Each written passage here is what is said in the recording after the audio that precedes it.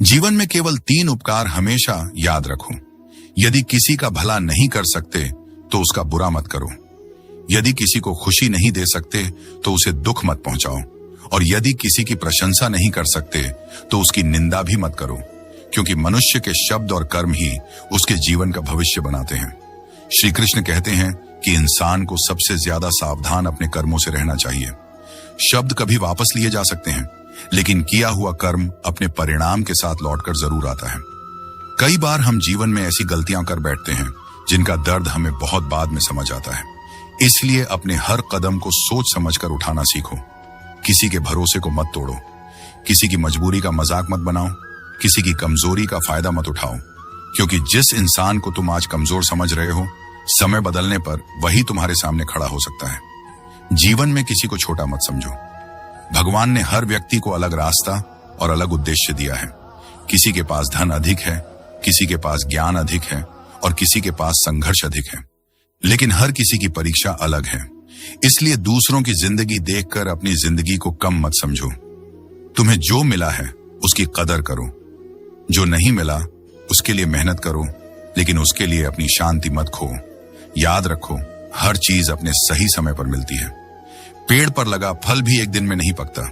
बीज मिट्टी में दबता है, अंधेरा सहता है, बारिश सहता है और फिर धीरे धीरे एक पौधा बनता है।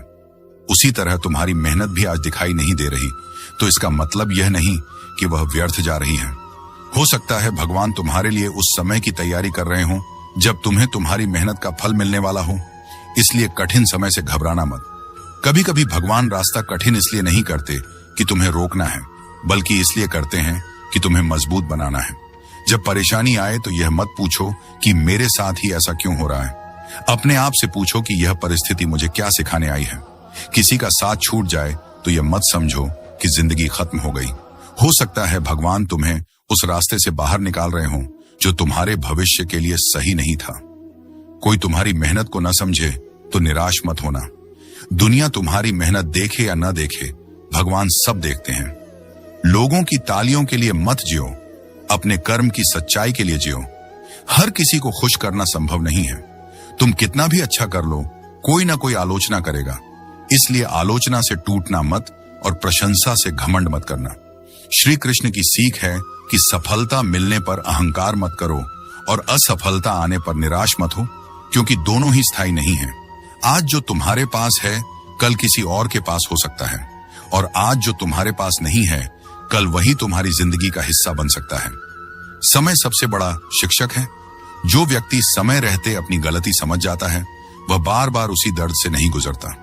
इसलिए अपनी गलती स्वीकार करने से मत डरना। माफी मांगने से इंसान छोटा नहीं होता, बल्कि अपनी गलती स्वीकार करने वाला व्यक्ति अंदर से बहुत बड़ा होता है। यदि तुम्हारे किसी शब्द से किसी का दिल दुखा है तो समय रहते माफी मांग लो। जीवन बहुत छोटा है, इसे नफरत, बदले और अहंकार में मत घमाओ। जिसने तुम्हारे साथ गलत किया उसके लिए अपने मन में हमेशा आग मत जलाते रहो। क्षमा करना सीखो, लेकिन क्षमा का अर्थ यह नहीं कि तुम फिर से उसी गलती को अपने जीवन में आने दो। इसका अर्थ है कि उस दर्द को अपने मन से निकालकर आगे बढ़ जाओ। अपने मन को इतना कमजोर मत बनाओ कि किसी दूसरे इंसान के व्यवहार से तुम्हारी पूरी खुशी खत्म हो जाए। अपनी शांति की जिम्मेदारी खुद लो। हर सुबह भगवान को याद करो और अपने आप से कहो कि आज मैं किसी का बुरा नहीं करूंगा, किसी को जानबूझकर दुख नहीं दूंगा और अपने कर्म को कल से बेहतर बनाने की कोशिश करूंगा। किसी जरूरतमंद की सहायता करो, अपने माता पिता का सम्मान करो, अपने परिवार की कदर करो, किसी परेशान इंसान की बात सुन लो।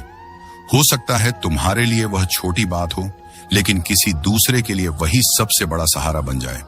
भगवान केवल मंदिर में नहीं मिलते, भगवान उस हर अच्छे कर्म में दिखाई देते हैं जो तुम बिना किसी स्वार्थ के करते हो।